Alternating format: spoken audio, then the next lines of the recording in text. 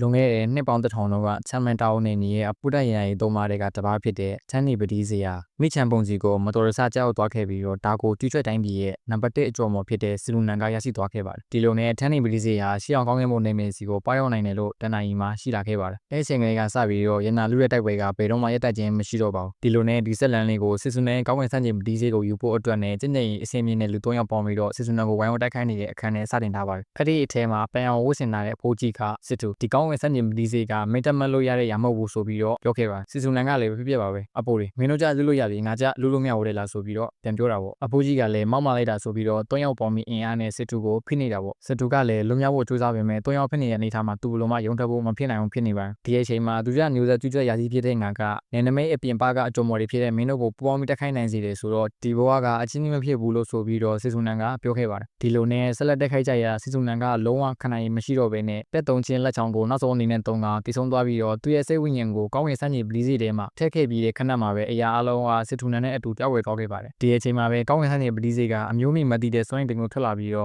့သူ့ကိုလိုက်လုံးနေတဲ့သူတွေကိုအဝေးကိုလွှင့်စင်စီကကျွတ်ထွဲကြိုရဲ့တနေရာကိုဘယ်သူမှမသိလိုက်ချိန်မှာပဲကြာစီသွားပါတော့တယ်ဒီလိုနဲ့နှစ်ပေါင်း1000ကျော်သွားပြီးတဲ့အချိန်မှာအင်ခေါ်နာမည်ထဲကျူးလို့ခေါ်တဲ့လူငယ်တယောက်ကစာပေတွေကိုလေ့လာရင်းနဲ့လမ်းလျှောက်နေတဲ့အပိုင်းနဲ့ပြန်လည်စတင်ထားပါတယ်ဒီလိုနဲ့နောက်တစ်ခါမှာတော့ထဲကျူးတို့မိသားစု3ယောက်ကကိုလုံးနေကြရင်ဖခင်ဖြစ်သူကထဲကျူးကိုဒီတစ္စာပပွေးရုပ်တွေကိုငွေချိုပေးထားပြီးဖြစ်ကြောင်းနဲ့ပပွေးရုပ်တွေကိုရုပ်ဝနံလှပအောင်ပြုလုပ်ဖို့မှာကြရင်မိသားစု3ယောက်လုံးကရေမောနေကြပါတယ်ဒီလိုပိစားကောင်းတဲ့ခိုက်တန့်လေးကတိတ်မကြလိုက်ပါဘူးထဲကျူးရဲ့အိမ်ကိုအကျွေးတောင်းတဲ့လူ3ယောက်ကရောက်လာပြီးတော့ရှိသမျှတွေကိုရှာဖွေပြီးတော့ယူဆောင်သွားပါတော့တယ်ထဲကျူးရဲ့အမေကအချင်းချင်းတောင်းပန်လည်းပဲမရပါဘူးတကယ်တော့သူတို့ယူသွားတဲ့ငွေတွေကထဲကျူးနန်းတွင်းဆောင်ဝယ်ဖြစ်စုဖို့အတွက်ပါသူတို့ပြောခဲ့တဲ့စကားကမတရားမှုတိုင်းမှာကျူးလွန်သူကရှိပြီးတော့အကျွေးတိုင်းမှာလည်းအကျွေးရှင်ကရှိတယ်ဆိုပြီးတော့ထဲကျူးကိုပြောခဲ့ပါတယ်အမှန်တော့ထဲကျူးရဲ့အဖေကဝမ်မိသားစုကဖြစ်ပြီးတော့သူကမင်းငယ်ရဲ့ဒုတိယသားဖြစ်တာကြောင့်ဘာအခွင့်အာဏာမှမရဘဲနဲ့စင်းရဲတာနေရတာပါဒီလိုနဲ့ထဲကျူးရဲ့အမေကနောက်နှစ်တော့စောင်းမပွဲသွားဖြစ်လို့မရတော့မှအမေစိုးရိမ်နေဆိုပြီးတော့ပြောခဲ့ပါတယ်ထဲကျူးကလည်းတားလိမ့်မှဝေပြီးနောက်တစ်နှစ်ပို့ပြီးပြင်ဆင်ရုံပါပဲအမေဘာမှမဖြစ်ပါဘူးဆိုပြီးတော့ပြန်ပြောခဲ့ပါတယ်ဒီအချိန်မှာသူ့ဖေရဲ့ဇုတ်ထညီလေးသူ့ဦးလေးရောက်လာခဲ့ပါတယ်သူ့ဦးကရောက်လာတဲ့အခြေအနေပို့တွေ့တော့ဒီလူတွေလွန်သက်လွန်သွားပြီတလောက်အမြန်သားတော့နောက်ကျသွားသေးတယ်ဆိုပြီးတော့ကိ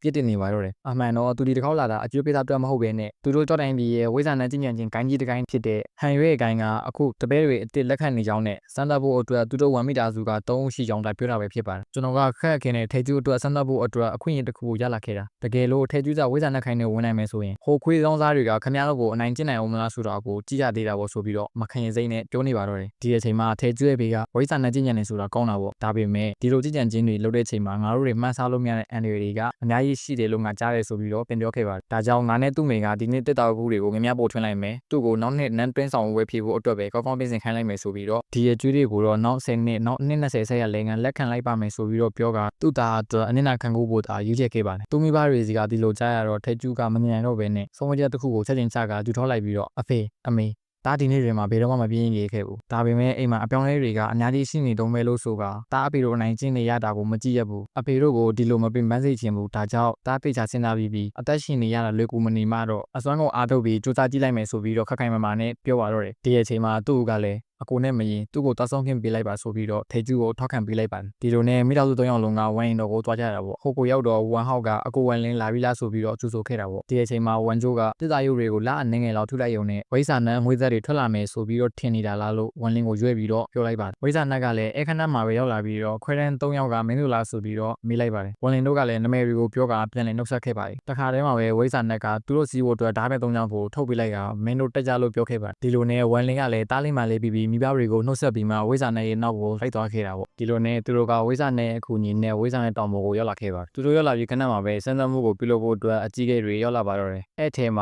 အကြီးကဲဟွာလောက်ကျန်းရန်ကငါကဒီခိုင်းရဲ့ခိုင်းရုပ်ကြီးကဲပဲငါတို့ခိုင်းကတပည့်ရွေးနေရမှာအမြဲတမ်းတင်ကြက်လေးရှိတယ်ဒါကြောင့်မင်းတို့တွေကသူနေစုကပဲငါတို့ဟန်ရွေးခိုင်းရဲ့တပည့်ဖြစ်လာလိမ့်မယ်လို့တခါလေးပြောခဲ့ပါတယ်ဒီစမ်းသပ်မှုကအဆင့်2ဆင့်ရှိပါတယ်ဒါပေမဲ့ပထမအဆင့်ကိုအောင်တဲ့သူကပဲခိုင်းရဲ့အဓိကတပည့်ဖြစ်လာမှာပါပထမစမ်းသပ်မှုမှာဝိညာဉ်ရေးမြင့်ကိုစမ်းသပ်တာဖြစ်ပြီးတော့ဒါကသူတို့ဝိဇ္ဇာနဲ့ဖြစ်လာဖို့ပါရမီပါကိုစစ်ဆေးတာပဲဖြစ်ပါတယ်ဒီစမ်းသပ်မှုမှာဝမ်ဂျိုးနဲ့ဝမ်ဟောက်ကအောင်မြင်သွားခဲ့ပါတယ်ဝမ်လင်ကတော့ပထမအဆင့်စမ်းသပ်မှုမှာမအောင်မြင်ခဲ့ပါဘူးဒီလိုနဲ့ပထမအဆင့်စမ်းသပ်မှုပြီးသွားတဲ့အချိန်မှာဂိုင်းမောင်းဆောင်ကဝိဇ္ဇာနဲ့လမ်းစဉ်ကိုကျင့်ကြံဖို့အတွက်ဝိညာဉ်အရင်းမြစ်ကအရေးကြီးတယ်ဆိုပေမဲ့ဆွဲကောင်းပြီးတော့ကပ်ပါတဲ့သူတွေကလည်းဝိဇ္ဇာနဲ့ဖြစ်နိုင်ကြောင်းပြောကမင်းတို့သာဝိရိယရှိမယ်ဆိုရင်ဂိုင်းရဲ့အမိခံတွေပဲဖြစ်လာမှာပါဒါကိုဆုံးဖြတ်ပေးဖို့အတွက်ကောင်းဝင်လေကစမ်းသပ်မှုကိုပြုလုပ်ရမှာဖြစ်ပြီးတော့ဒီစမ်းသပ်မှုကအရန်ကိုမှခက်ခဲပါတယ်အထဲမှာအလွန်ကိုမှကြော်ဖြတ်ဖို့ခက်တဲ့ပုံရိပ်အောင်နေမည်တစ်ခုရှိတဲ့အပြင်နေမဝင်ခင်မှာလည်းလေကားရဲ့ထိတ်ဆုံးကိုရောရ ရပါဦးမယ်ဒီလိုနဲ့ဝန်လင်းအပါဝင်မအောင်မြင်ခဲ့တဲ့သူအားလုံးကနောက်ဆုံးခွင့်ရကိုရဖို့အတွက်ကြိုးစားကြတာပေါ့အစပိုင်းမှာသူတို့တွေကအဆင်ပြေတက်သွားနိုင်ခဲ့ကြပေမဲ့အလေနားကနေစပြီးတော့ပုံရောက်နေမိတဲ့ကိုရောက်ကုန်ပါတယ်ပုံရောက်နေမိကိုဖက်ကျော်ဖို့ဆိုတာလုံးဝလွယ်ကူမနေတာကြောင့်စံသက်သူအကောလိုနီးပါးက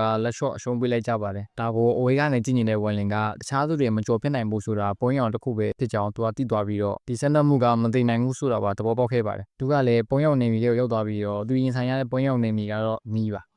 အထဲမှာချော်ရည်တွေနဲ့ပြည့်နေပြီးတော့အဲ့ဒီချော်ရည်တွေမှာဝန်လင်းကအပူဒဏ်ကိုတင်မတက်ခံစားခဲ့ရပြီးတော့ချော်ရည်တွေကြားထဲကပဲဝန်လင်းကခရက်ခဲနဲ့လက်ပစ်ကူကနောက်ဆုံးမှာပွင့်ရောက်နေမိကိုကြော်ပြတ်နိုင်ခဲ့ပါတယ်ဒီလိုနဲ့သူကောင်းရင်လေကားအပေါ်ကိုရောက်ခဲ့တာပေါ့သူကအခက်ခဲကိုကြော်သွားနိုင်ခဲ့ပေမဲ့ရောက်သွားတဲ့အချိန်မှာနေဝင်သွားခဲ့ပြီးဖြစ်ပါတယ်ဒါကြောင့်သူကစမ်းသပ်မှုကိုထပ်မံရှုံးနေခဲ့ပါတယ်ဒါပေမဲ့သူကလက်မလျှော့ဘဲနဲ့ထပ်မံကြိုးစားခဲ့ပေမဲ့အဝေးကိုသာလွင့်ဆင်ပြီးတော့အောက်ကိုပြုတ်ကျသွားပါတော့တယ်သူပြန်နိုးလာတော့သူကစစ်စနန်ရဲ့ဝိညာဉ်နဲ့တွေ့ဆုံခဲ့ပါတယ်ဒါကသူ့ရဲ့ကံကောင်းမှုကြီးတစ်ခုဖြစ်တယ်ဆိုတာဘယ်သူမှမသိလိုက်ကြပါဘူးကျွန်တော်ကတော့ဝီယန်တူပါကျွန်တော်ကဝန်လင်းဆက်ကကိုအစားကနေအဆုံးလေးတေချာလေး recap လုပ်ပြီးတင်ပေးသွားမယ်လို့ကတိပေးပါတယ်ဒါကြောင့်ကျွန်တော်ရဲ့ account လေးကို follow လေးလုပ်တာပေးဖို့တောင်းဆိုချင်ပါတယ်ကြအပိုင်းနဲ့မှာပြန်တွေ့ကြတာပေါ့